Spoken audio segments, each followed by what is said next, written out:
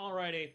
Hello, hello. Anybody that's just joining us before the end of stream, or if you're catching up on YouTube, for Raids with Randoms, we have here a Alolan Muck, Terra Water. Now, Alolan Muck does have higher special defense than physical, but water with Bellibolt with Acid Spray is just a diabolically effective Pokemon that does not mind getting a little bit of status condition. It's super bulky, can deal with a lot of things.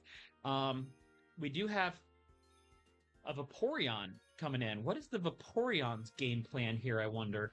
Okay, Vaporeon's bulky and resistant to most of its stuff here. So there's that. We have another player coming with Bellibolt since they saw me here with mine. They probably figure double Acid Spray Parabolic Charge combo can be very effective. But we are going to take advantage of Muck's script. Now, I don't know if they're going to take advantage of the script as much as I am. Muck has a status reset at 90% hit points and 80% time. After those two thresholds are met is the good time to just dump Acid Spray into the Muck like crazy. The Vaporeon may also be coming with Fake Tears or some other support moves. Maybe they're going to be running Life Dew for extra healing. I don't know. We'll have to see what they're going to do with the Vaporeon. I'm at least confident that the Vaporeon will survive. Vaporeon is generally bulky. It's got higher special defense than physical bulk, but it is also just resistant to things. Like Gunk Shot and Crunch are Muck's strongest attacks, but I think the Vaporeon's going to survive. It has enough hit points to really make up for it, especially if they are running a healing kit. If they're using something like a Life Dew build, I don't even know off the top of my head if it gets it. Probably does. Most water types do, I think. But if it gets Life Dew and if it spams it a little bit, that'll keep us all going. I am kind of holding out to see what that third player is picking for the Muck before I lock in case I need to make a last-minute change. But chances are very likely I am leaning into the Bellibolt here. In fact, yeah, I'm going Bellibolt. I'm locking in. 20 seconds to go. Just waiting for that last player to lock in. Hopefully they don't get stuck on Kingambit because I don't want to deal with something. Resistance to Crunch and immunity to Gunk Shot is not a bad thing, but it is weak to Flamethrower. Which, now, at least there's also the Toxic. Like, Toxic is a thing. It has a scripted Toxic at 50% hit points, but whoever gets hit with that, somebody can just drop a Heal Cheer and wipe that off. So with that, we have the raid starting up. Let's see what we have going on here. I think I'm going to go with a Discharge lead to try and deal as much damage as possible. Okay, so they are locked in to the Kingambit because of the timeout. But Kingambit can still at least do work in this raid. Dark attacks are going to deal neutral damage to the Water Terra. It is resistant to most of its stuff. There goes one Acid Spray, followed by my Discharge. And it's going Terra Blast. Okay, a normal type Terra Blast. But Terra Blast is a special attack until you Terrastalize. Like, you have to actually Terrastalize to get there. Alright, I'm trying to get you to... There we go. That's past the 90% mark, so that first stat wipe is geared up to happen now. Now I'm just waiting for that second stat wipe. And it looks like it is going for the Hex, which that's not... Hex is not a major threat. Like, yes, I'm poisoned and I'm taking double damage from it, but it's not that much of an issue.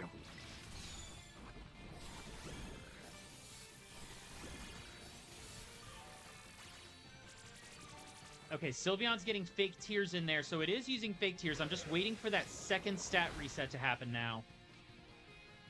I think I'm going to go ahead and drop a Heal Cheer, because a burn on Kingambit is going to really nerf its damage.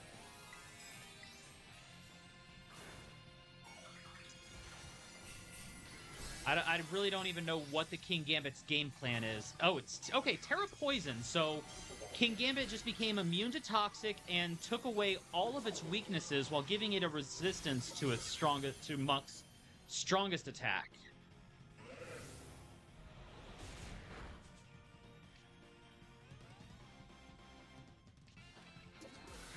Alright, let me double check the stats. I think Muck's second stat wipe should just about be cleared. 50% just passed on hit points, so Toxic is going to go off. But Fake Tears is also going to be mitigated now. Okay, it went Toxic into the other one. There's the stat wipe. Okay, now it's time to debuff. We can go ahead and Acid Spray. 40% time is a Terror reduction. As long as nobody gets knocked out, I can Terrasilize after that. Oh, there we go. Whatever, it did something. I think it did a Gunk Shot because I avoided it.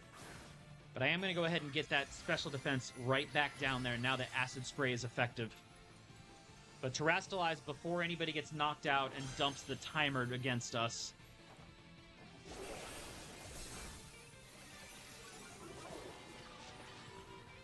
Vaporeon coming out with the Heal Cheer because... Oh, no, Vaporeon still went down, looks like. And that's poison on me. That's fine. We did get a couple of Acid Sprays on it.